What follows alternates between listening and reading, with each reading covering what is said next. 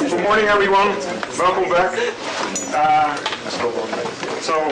This morning I was a bit afraid that there were fewer people here because there are fewer people at breakfast, and I thought, okay, everybody is just working all night on these tutorials. But glad you are all here, and it's my pleasure to introduce Shallit, who will be talking about this adventure with an automata. So I'm excited to hear more about it. Well, thank you. I have to say I'm really pleased to be back in Berkeley after 40 years because I got my PhD here. And I was very excited, and I told my wife, I said, you know, in your wildest dreams, did you ever imagine I would be invited back 40 years later to give a talk at my alma mater? And she said, dear, you're not in my wildest dreams.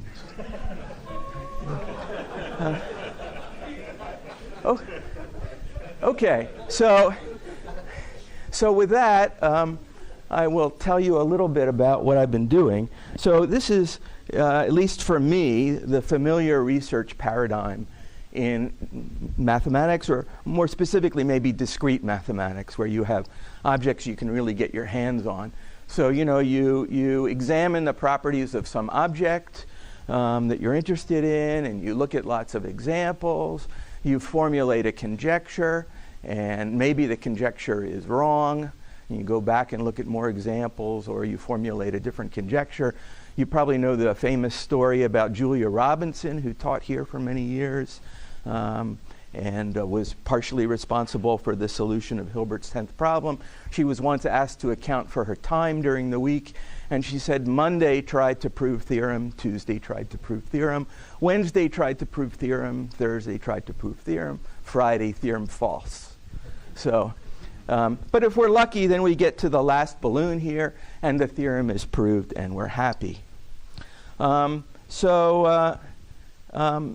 familiar. And, for people here, they're not satisfied with that. So we add a couple of extra bubbles at the end that say, you formalize proof with the proof assistant, and if the proof is verified, then you're even more happy than you were before.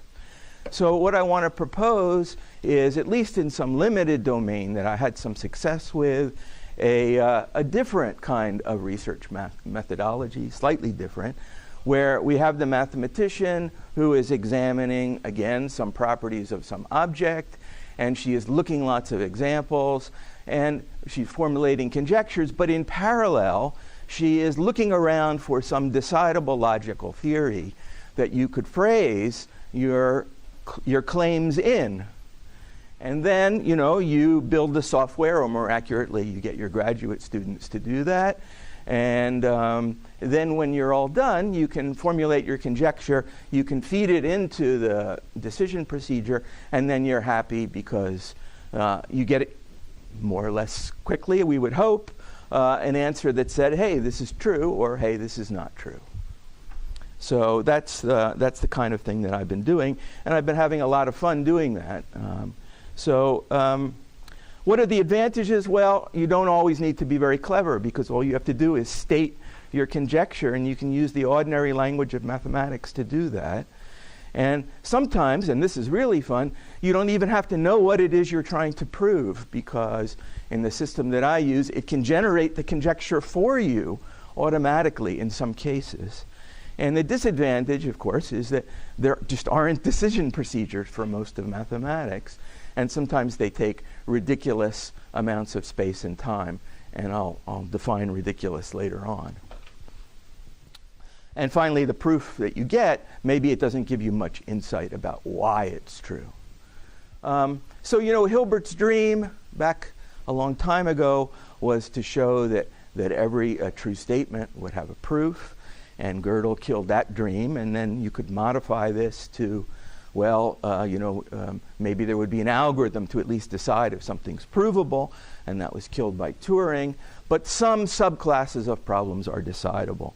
So decidable, I mean there's an algorithm that, given the statement in the theory, will prove or disprove. It's guaranteed if it's a well-formed statement with, let's say, with no unbound variables. Okay, so one of the classical decidable theories that a lot of people know is the Presburger arithmetic, which is the theory of the natural numbers with addition. So first order logical formulas. So what do I mean by that? You know, you have variables x, y, z that can take natural number values. You have addition of natural numbers. You can compare them. You can make logical statements about them and then combine them with things like and or. And you can use quantifiers like there exists or for all. So this is Presburger arithmetic. And for example, just as a basic example, for all x and y, x plus y is y plus x. So that's a theorem in this logic. Now, another example, just to show you the flavor of things that you can do with it. Back in the old days, at McDonald's, one of the higher end restaurants, you could buy McNuggets, but you could not buy any arbitrary number of McNuggets. You could only buy them it's sort of like quantum McNuggets. You could only buy them in blocks of 6, 9, or 20. And so then the question is, well, what's the largest number that you cannot buy? And so you can express this as the Chicken McNuggets theorem, which is that 43 is the largest integer that cannot be represented as a non-negative integer linear combination of 6, 9, and 20. So what do you need to say? You need to say, well, for all n greater than 43, there exists x, y, and z, such that n is 6x plus 9y plus 20z, and there don't exist x, y, and z for 43. So you might object, hey, wait a second, you said you can do addition. You didn't say you could do multiplication. That's because I'm cheating a little bit, and by 6x, I just mean x plus x plus x plus 6 times, right? So we're allowed to multiply by constants. Otherwise, writing our expressions would be kind of boring sometimes. Okay, so this Presburger's theorem is that there exists an algorithm to decide the truth of sentences in this theory. So this was one of the most influential master's theses in all of mathematics. He used quantifier elimination, but unfortunately he was murdered by the Nazis in 1943.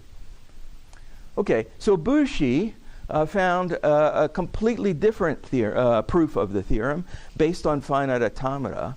And here numbers are represented in some integer base, and the logical formulas now are implemented by means of finite automata, and I'll say exactly what I mean by that in a second.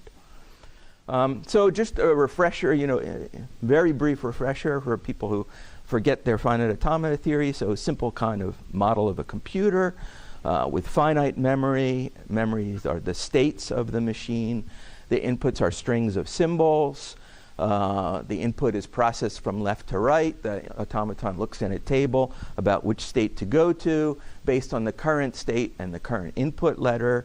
And certain states are distinguished and called final. If when you read the input you end in a final state, the input is accepted, and otherwise it's rejected. So that's the basic automaton model. The set of all accepted strings is called a regular language, unless you're French, in which it's called a rational language. So here's an example of a finite automaton. We start in the start state, and we read strings of symbols over the alphabet 1, 2, 3, and we accept if and only if the first letter is the same as the last letter. So the states labeled 1, 2, and 3 represent that this was the first symbol you saw, and then if you ever return to that so what you've read so far is accepted. Now, of course, you might leave that state later on, if it looks like 1, 2, 3, 1, 2, and end up not accepting, but that's the way it works. And the convention is that a double circle indicates a final state. You can also use automata to compute finite range functions, so functions that take their values in a finite set. And this is a classic example from a first automata theory course in undergraduate computer science curriculum, is you have an automaton which computes n modulo 3 when the input is n in base 2.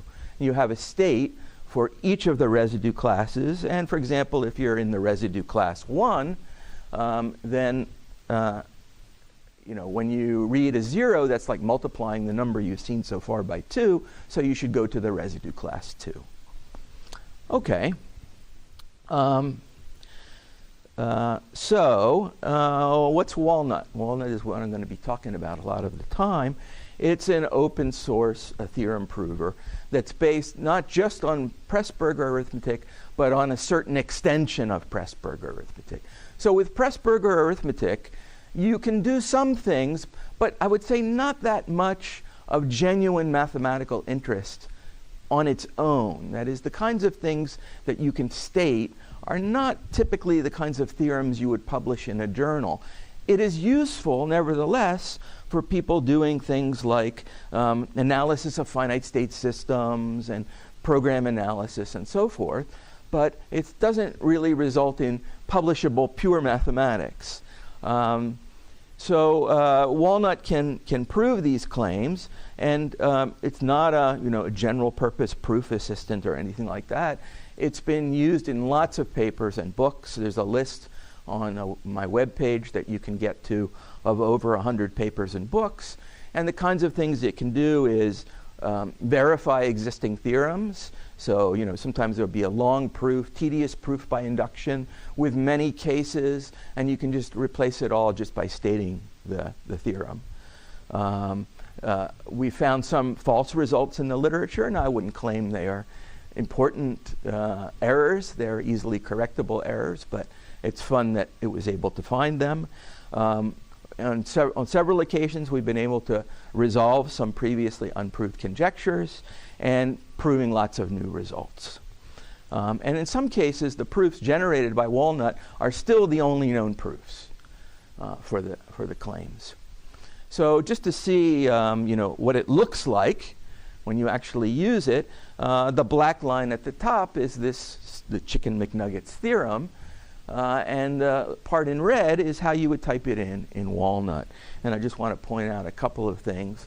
One is that you have some eval, which that says evaluate what follows as a statement with no free variables, and call it something. In this case, chicken. And then the for all. Our philosophy was we wanted everything in just plain ASCII. With no special keyboards or anything so that anybody could use it on anything. And so instead of having a nice for all system symbol like you do in Lean, we just have the capital A, which is just the for all system symbol upside down. And the same thing for there exists, which is just the capital E.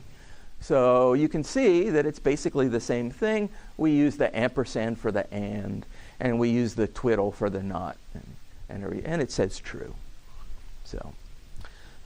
So indeed, the Chicken McNuggets theorem is true.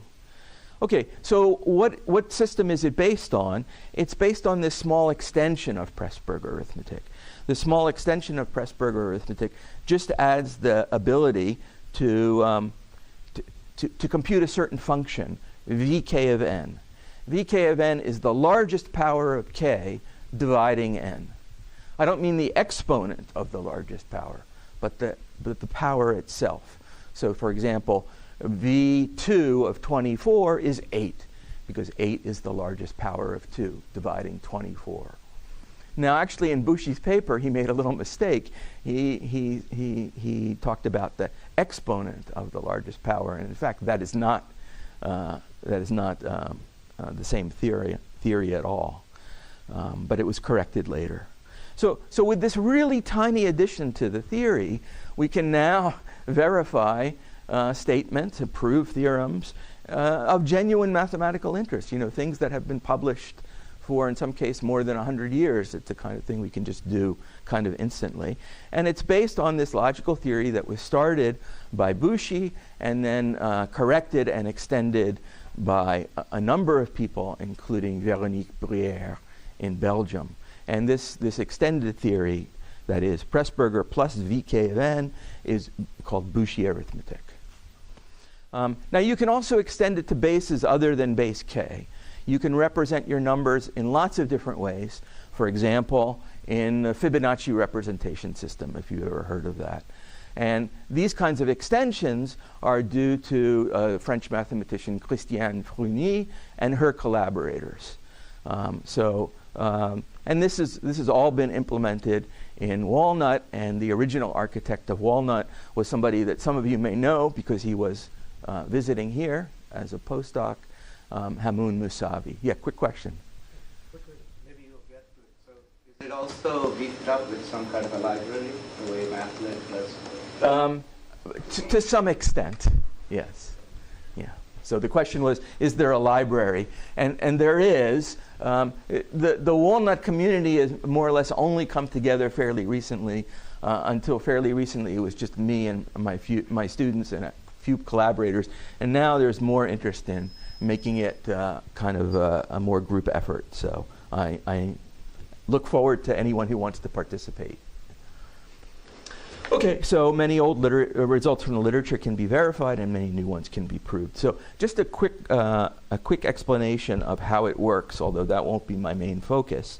What it does is it takes the first order statement that you type in and it compiles it into a series of basic operations on finite automata, which are then executed. And the basic operations, if you've taken an automata theory course, you can already tell what they will be, but things like union of languages, intersection, projection of coordinates, which corresponds to a there exists, and so forth.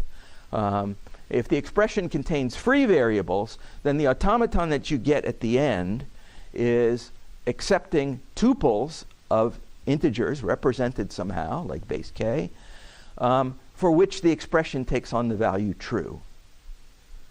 And that's how things are represented. If there are no free variables at all, you just get an automaton with a single state with no inputs, or the empty list of variables as the input that either accepts everything or rejects everything. So that's how it works. It's not fancy. I have to say that there's very little original research contribution that I have made, although I'll talk about one thing briefly, to the logical theory and its implementation. That's all done by others. The only thing that I can be genuinely credited for is being willing to implement it even though it has a ridiculous worst case running time and seeing what you could do with it.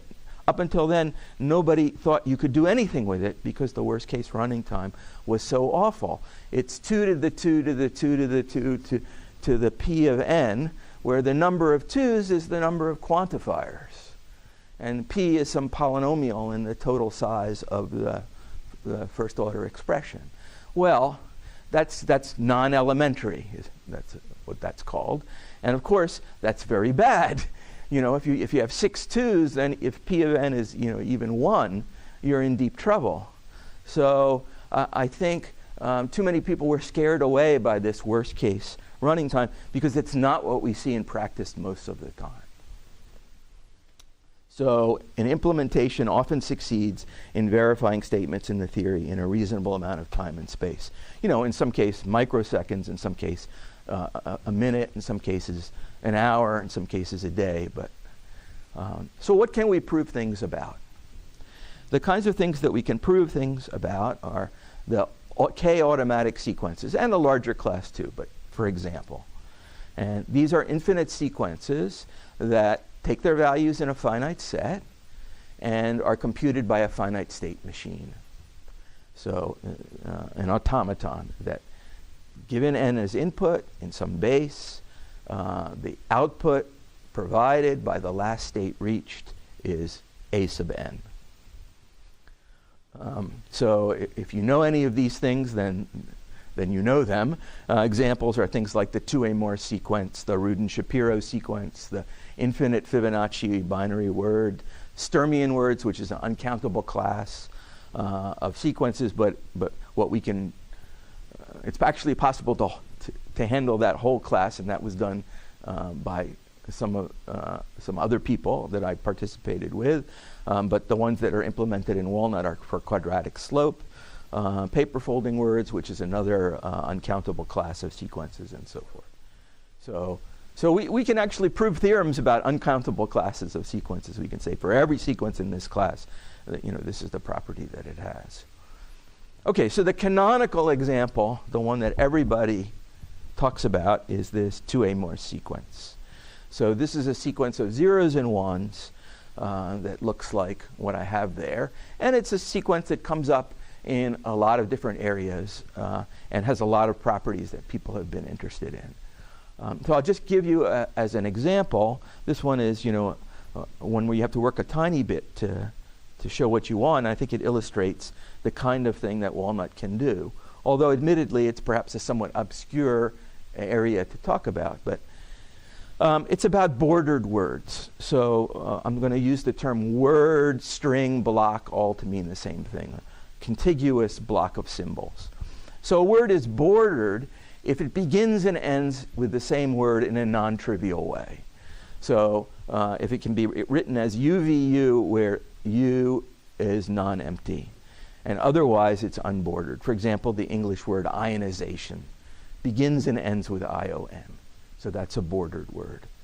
So what James Curry and Kalle Saari, my colleagues, one in Canada, one in Finland, proved that if n is not congruent to 1 mod 6, then this 2A Morse word T has an unbordered factor of length n. And this is exactly the kind of thing we can prove with Walnut. So if you look at their proof, it's a long proof, bunch of cases, somewhat tedious by induction, that kind of thing. So we can express this property that a factor, that means a block inside the 2A Morse word, of length n, beginning at position I, has a border of length j. So how do we do that? Well, here's the starting position, position I. Here's the ending position, I plus n minus 1, because it's a string of length n, the whole thing. And here's the border of length j, so it ends at I plus j minus 1. This one starts at I plus n minus j. So all we need to say is that this symbol is the same as this one is the same as this one, and so forth. So that says for all k, for k from 0 up to j minus 1, the symbol at position I plus k must be the same as the symbol at position I plus n minus j plus k. So there's a first order formula that asserts that the block of length n starting at position I has a border of length j. Is that clear? Any questions? Okay. So now we can express that it's unbordered by saying, well, no matter what j you look at, from 1 to n over 2, then it's always not bordered. Okay, so there's another logical formula. And then finally we can say t has an unbordered factor of length n. We just say, well, there exists some I, some starting position, such that the factor of that length is unbordered.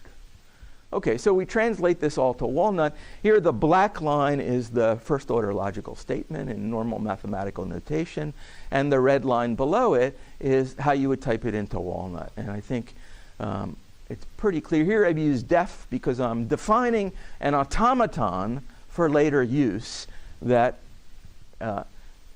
implements this first order predicate in the way that I said.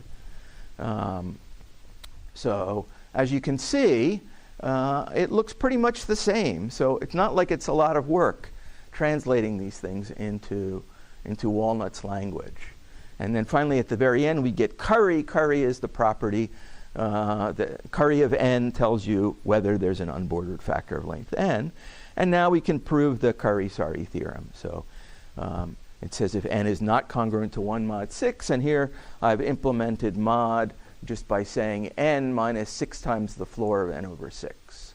So that's n mod 6. If 1 doesn't equal that, then we should get there's unbordered factor of length n, and Walnut says true, and so it's proved. Yeah? Maybe I missed this part, but what base is the factor written in? Yeah, so the default, if I don't say anything, is always base 2. But you can say any base. So this is true for any base that the factor may be written in? Numbers are independent of the base they are written in general, but in Walnut you have to declare some base to use it, but the theorem doesn't depend on the base. If I can. I just meant that it's possible that it is unbordered in one base, but might have a border. No, n in base 3 is the same n as in base 2. It doesn't. I'm talking about n, not its representation. But border is just like the digits at the end, so they might be the same in one base, but not The border, I obviously didn't explain it so well. The string is just that we're talking about is a specific string, and the border is a string, not an integer, a block of letters. So it's zeros and ones. It has no base associated with the zeros and the ones. They are just symbols. Does that answer it? Yeah. If not, come see me. Or is it just equivalent to say that an integer increment binary has this border? I'm sorry? So T is a sequence that's not related to any that number space. Yeah, I don't quite see what the issue is, but the base has nothing to. I mean, neither the 0, 1, 0 at the beginning or end or something is not a number. It's just 0, 1, 0. It has no base associated with it. Okay. Anyway, so we can do a lot more than that because it turns out that their theorem was not an if and only if.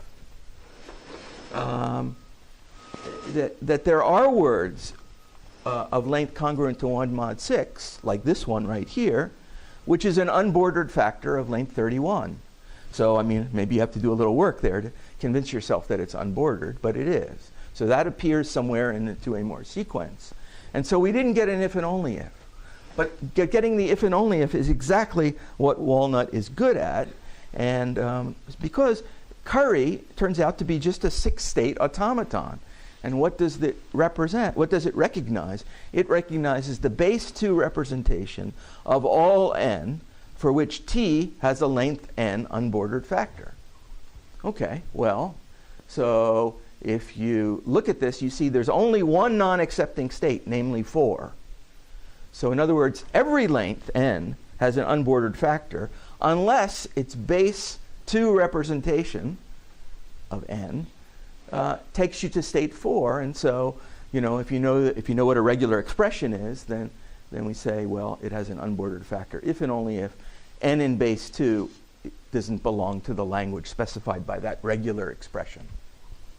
So that now we have an if and only if. So this is what I mean by Walnut can tell you what the theorem should be if you don't know. So that I like that a lot. So another thing that we can do is we can find an object with a given property. So I'm always looking for various kinds of objects or sequences that have certain kinds of avoidance properties. It's very common in combinatorics on words. And what's really nice is sometimes you can just say, well, I want something that avoids these kinds of patterns. An infinite word that avoids these kinds of patterns, doesn't have these patterns anywhere in it, and then it will just find it for me, and then it will prove that what it's found is correct. So it will find it heuristically, and then prove that it works. And so now here we have what I say is the best possible research methodology, maybe. The state properties of an object that you're looking for. You have a guesser that generates candidates by breadth first search of what it is you're looking for. You test the candidate with a theorem prover, and if it fails, well, you go back and you keep looking some more, and otherwise you pass the test. There you have the construction of the object for you, plus a proof that it's correct. So it's kind of like magic. So I'll show you how to do that. The advantages are that it's no work at all. You just state what it is you want, and the program finds it and proves it's correct. The disadvantages, especially in the current climate, is having to explain why you should be paid for that. Yeah. Okay, so 2A's problem from 1912, probably the most famous problem in combinatorics on words, well, actually 1906, I guess. Is there an infinite word over a 3-letter alphabet that contains no 2 consecutive identical blocks? So when I was in grad school, John Hughes, who ended up at Brown and does computer graphics, he wrote a best-selling graphics textbook, among other things. He posed this question to me, and I didn't know it was a famous question. It had been around for a long time, even then. So two consecutive identical blocks are called a square. So in English, for example, murmur is a square. So this question was first posed and solved by 2A in 1906. Now, you say, why a 3-letter alphabet? Because you obviously can't do it over a 2-letter alphabet. Every word of length at least 4 has a square in it, which you can easily verify. So there's 2A. Okay, so how do we solve this? Well, if you look at 2A's original proof, it's somewhat complicated. There are nice pictures in it, but it's some work. So what we'll do is we'll use this method where we search for a possible candidate, and then we prove that the candidate word avoids squares using the prover. So if you use a backtracking search, you quickly find that there are very long finite words that avoid squares, but you want one where the avoidance property is easy to prove. So there are actually uncountably many. So there's lots of them. But finding one specifically that you can prove is maybe not always so easy. So let's guess that such a word is generated by a finite automaton in the manner I said. In comes n in base 2, and out comes the nth letter of this infinite sequence, this infinite word. So it turns out that there's an algorithm, very easy to implement, that given a finite word, will find a smallest automaton whose outputs are consistent with that word. And once you have all the outputs up to a particular length, you can do this. So we just do a breadth first search of the infinite tree of all ternary sequences, and we keep only the square-free words, and then we see whether or not they can be generated by an automaton of t states. And we start with 2 states, and that fails. We start with 3 states, and that fails. And then we start with 4, and we get this candidate automaton. Here it is, 4-state automaton. It takes n in base 2, and the number after the slash is the output. If you reach that state upon reading all of n in base 2, that is a sub n in this case. So let's call this TA. And if you look there, you know, a brief examination, you certainly don't see any squares. Let's see, there's 0, 1, 2, and not following it is 0, 2, 1, so that's not a square, and so forth.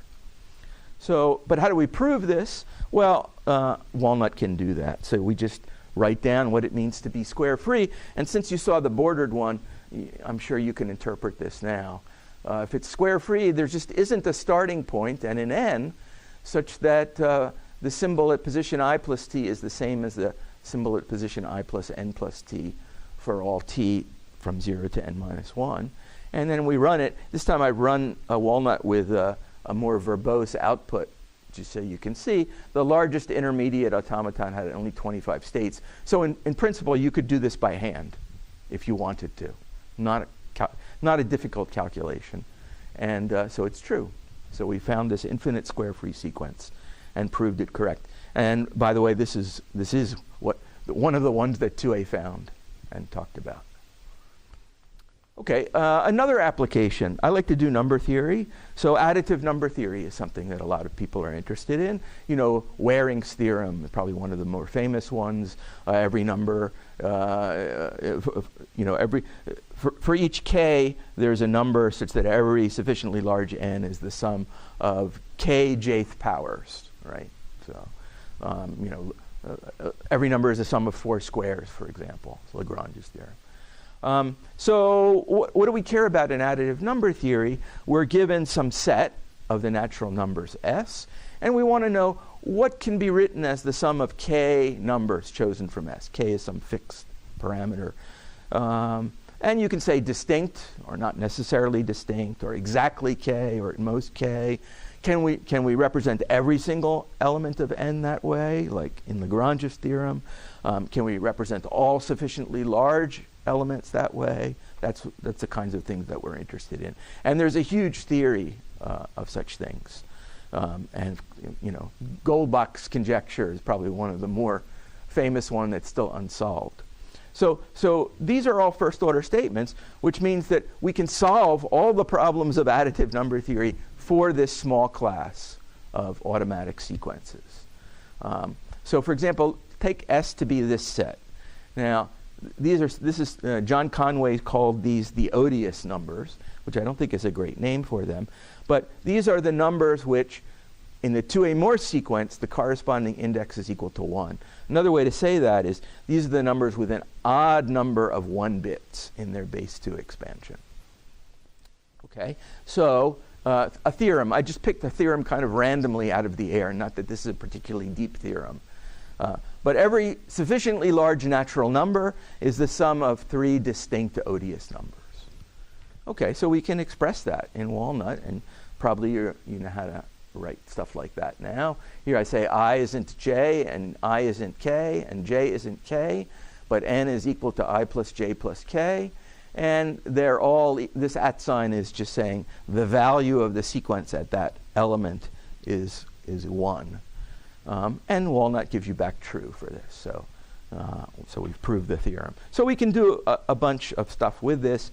And Jason Bell and I wrote a paper on the kinds of things that you can reasonably do and how big counterexamples can be and so forth. Now, it turns out that since we're using automata, we get for free lots of stuff that come along with automata. And there's a beautiful algebraic theory of finite automata and rational series developed by people like Schützenberger and Christoph Ruttenauer and Jean Burstel. So we can make use of these things, and with that we can prove even more stuff. In particular, we can do enumeration. Enumeration, that's, you know, combinatorialists love to do enumeration.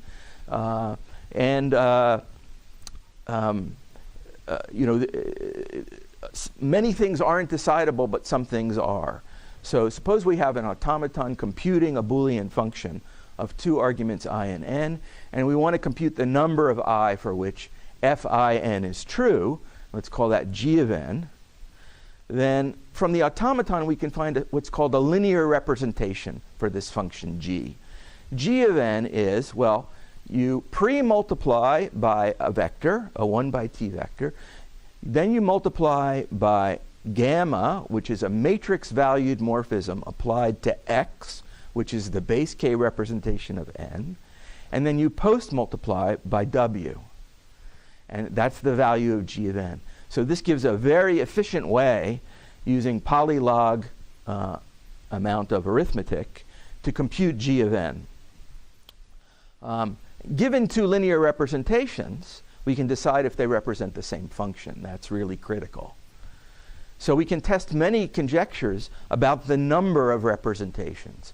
For example, we could count the number of unbordered factors of length n of the 2A Morse sequence. Now, there's a tiny little trick here, which is we can't just count the number of i's for which the length n factor starting at position I is unbordered, because the same unbordered factor occurs over and over again in the 2A Morse word. It occurs infinitely often. So we can't just count those. Rather, we just count the first occurrences. So we count how many first occurrences for which the particular block is unbordered and it never appeared earlier. That lets us count each block uniquely. And we can write down a formula for that. So eq_fac says the 2 blocks are equal, starting at position I and j. Novel says it's a novel factor that never occurred before. If the block is equal to the block at position I, it had to occur at a position at least I. And then unbordered is that it's novel and unbordered. And now what we do is we get a linear representation of rank 22. That means the matrices involved are 22 by 22. And now we can use well-known theory of linear algebra to do stuff with this. For example, if we want to know how many unbordered factors are there of length 2 to the n minus 1, we can get an explicit formula, because we just look at the zeros of the characteristic polynomial of one of these matrices, and we can, you know, we can find a closed form for these kinds of things. So we can do quite a lot that comes for free with the fact that we're using automata. Now, I was going to do this conjecture, but I think I don't really have time, so I will skip that. But if you want, you can look at the slides which are online. Okay, so for this audience, I think the question is probably occurring to you, how do you rely on the results? So if I were talking to a different audience, what I would say is, well, we've run it hundreds and thousands of times. We've proved lots of theorems. We've reproved stuff from the literature. We found errors in the literature. It's never done anything wrong. And maybe for this audience, that's not the right answer. Although I do hear that recently Isabelle was able to prove false. So that's an interesting result, I guess, not widely publicized. And at least some of the people involved with it said things like, oh, it's just a bug in the program. I thought that would get more laughs. So there's not a short certificate of correctness. For many of these calculations done by Walnut, it seems like the only way really to check them is to run it again, perhaps on a different system, or write your own stuff that implements the completely trivial algorithms that it does. There's two parts. Basically, there's a parser. The parser takes the first order statement and turns it into a list of instructions on automata. Take this automaton and do an outer product, a Cartesian product construction with this automaton. That kind of thing. Both of these, at least in theory, should be capable of formal verification, and I'll say a little bit more about that in a second. There's libraries for automata theory in Isabelle, and probably in Lean. I don't know enough about Lean to know. So it should be possible to verify the code, at least large parts of it, I imagine. And this would allow, integration of Walnut proofs with existing proof assistants.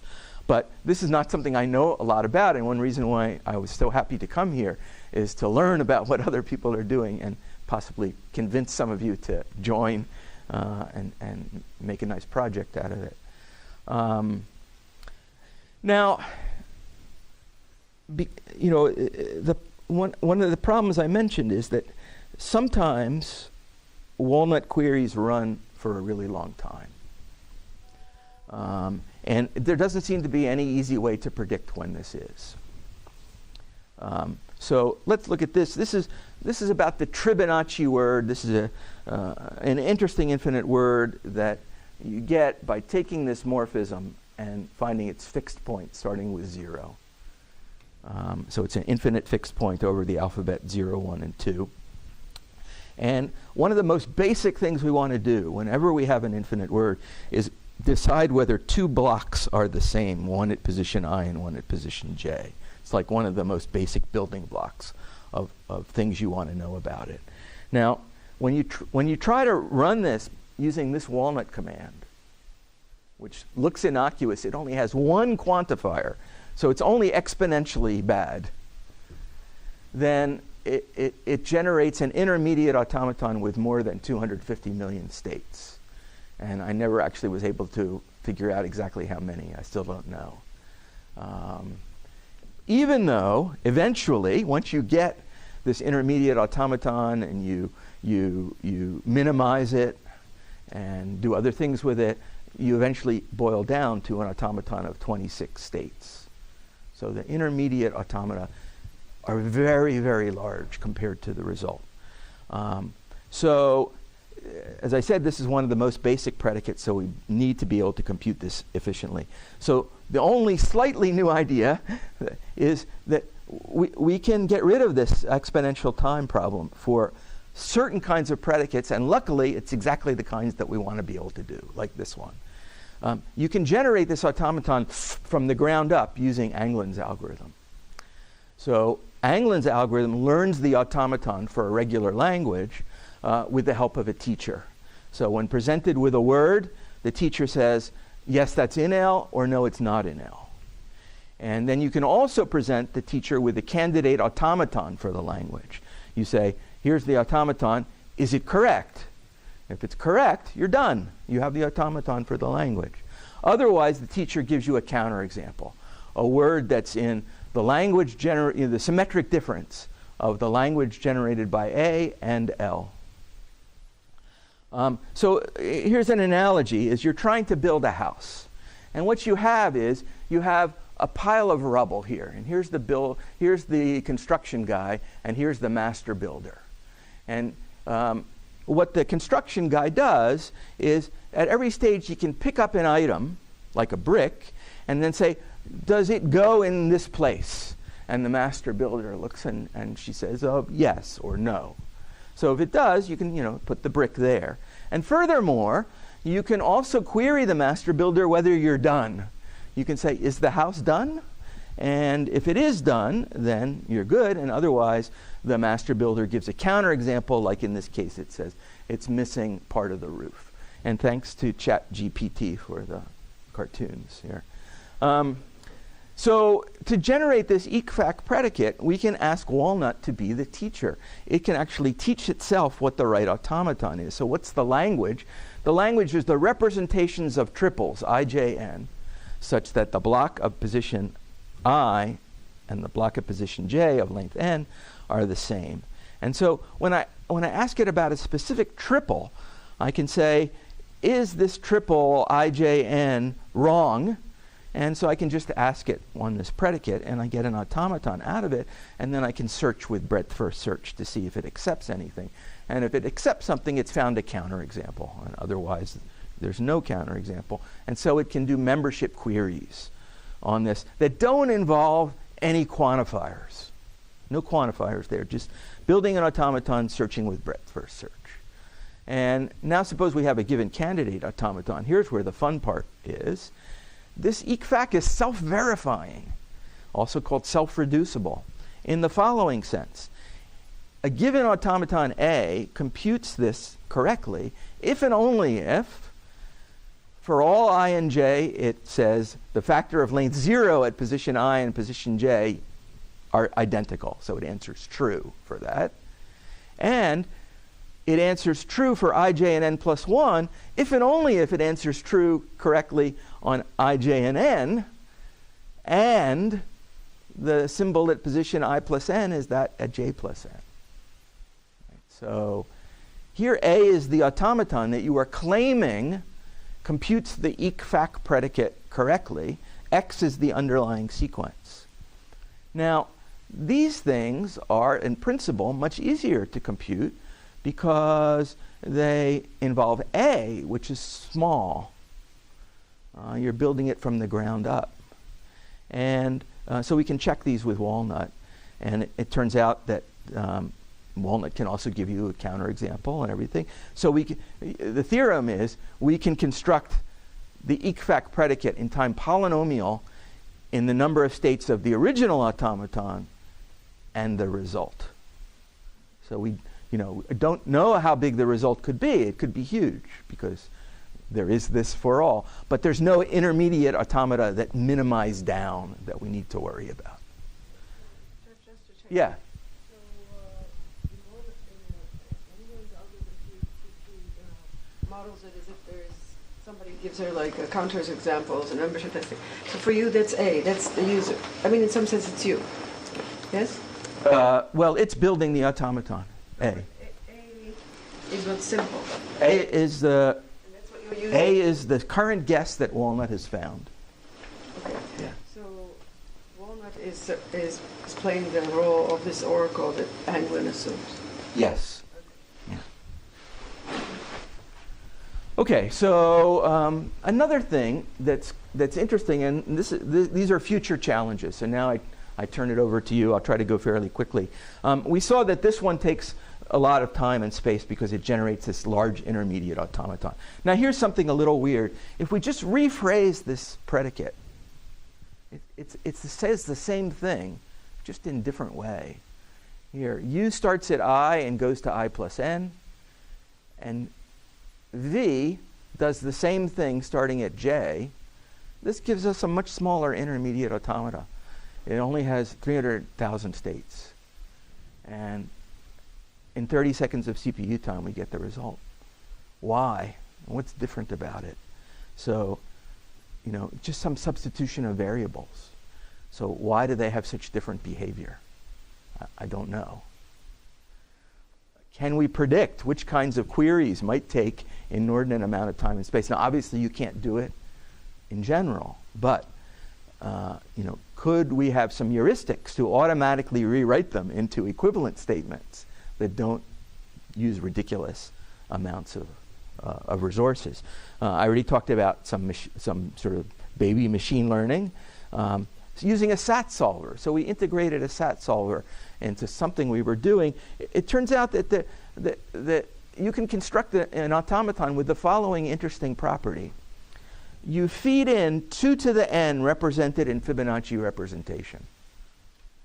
And you feed this into the automaton, and what you get back is the nth bit of the golden ratio, an irrational number.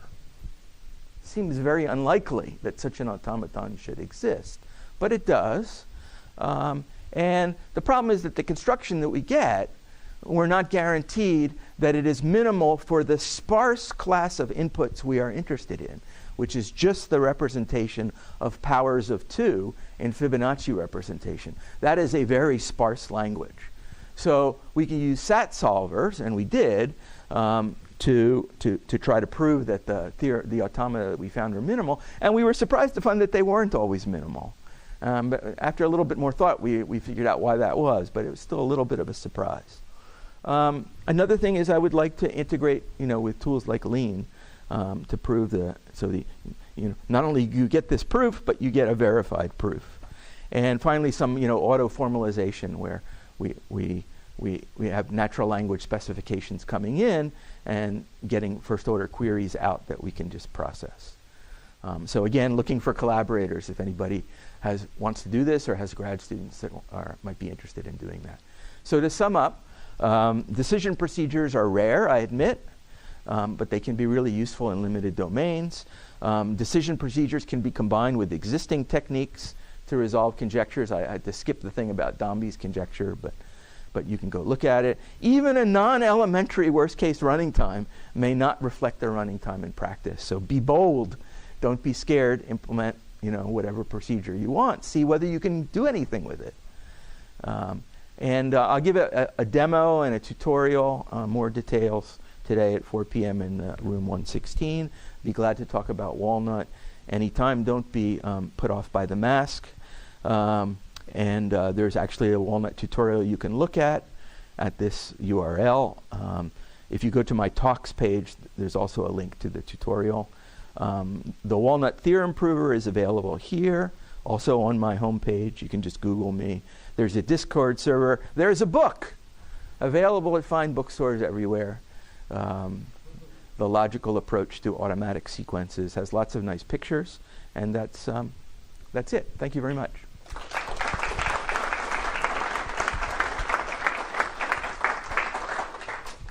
Questions? Yeah. So I have also 3 different questions.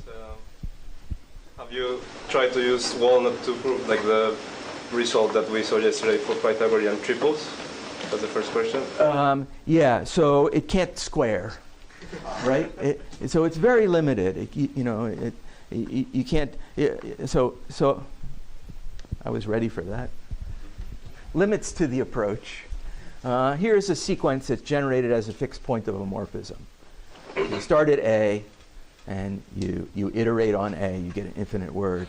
Well, the fixed point of this morphism is this infinite word. You notice something interesting about this word? Starting at position 0, the A is in position 0. Where are the positions of the 1s?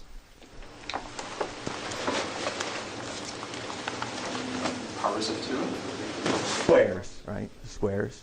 So it encodes in positions of the B's the characteristic sequence of the squares. Well, first order theory of this sequence then is powerful enough to express the assertion that n is a square. Once you have n is a square by Tarski, you have multiplication. By multiplication, you have undecidability. So you can't do anything with squares. Sorry, that's not completely true. There are tricky ways around it in some cases, which I would be happy to talk about, but those are fairly rare. Yeah. So in a talk that Blavatsky gave called Is Piano Arithmetic Inconsistent? He gives a statement, but I can't remember it precisely. Would it not be representable in Walnut? Because then Walnut would never No, everything's decidable. But I'm just wondering if anybody had ever tried to take that statement. It's a short statement on one of the slides. I never tested it to put it into Walnut, or would it not even be? You can't even express it probably. So, because if you can express it, it's decidable. So, yeah.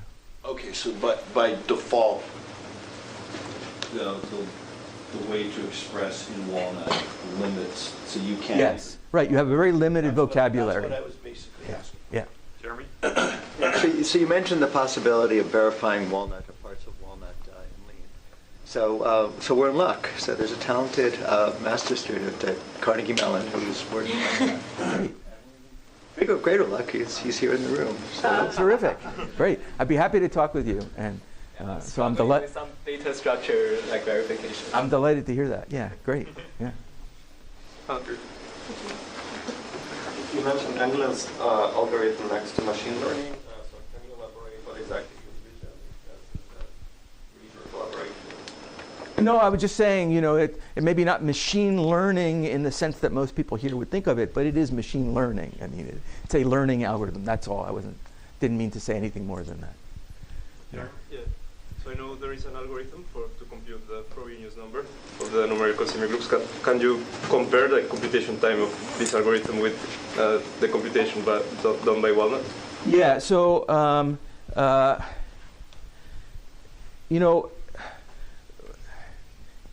it's a little bit hard to answer this because it's an NP-hard problem in general, right? We're never going to get a fast algorithm, and I don't think there are reasonably good algorithms known that run reasonably fast in practice. I don't think Walnut is going to beat them. I know somebody was using Walnut to do something related, which is something involving systems of linear equations and things. And I thought, well, why are you doing that when there are these great solvers to do this already? And it turns out he really wanted the automaton for some reason. So he was building these giant automata with millions of states just to represent these solutions to these linear equations. I don't think it's not really built for that, and I don't think it will be competitive in practice.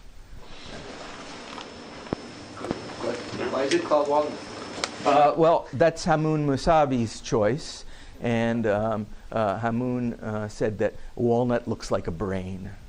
Very good. You have one more question? Final question, can you do something smarter than DFS? That's not the slow part at all. Okay. Yeah. I mean, maybe you can, and if you have ideas, I'd be happy to hear about them. But it converges on a solution usually quite quickly if there is one, and then the harder part might be a verification, depending on how complicated it is. Okay. Thanks so much. Thank you.